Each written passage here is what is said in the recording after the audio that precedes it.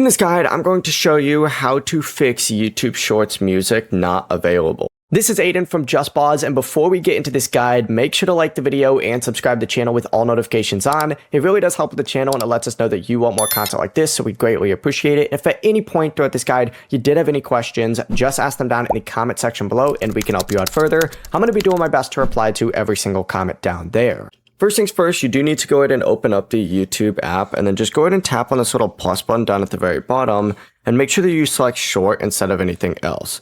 From here, you're going to see add sound up at the top. Select add sound. It's going to take you to a page that looks something like this. And if a specific song isn't available, it may be restricted because YouTube Shorts music library depends on licensing agreements. So not every single song is available in every region.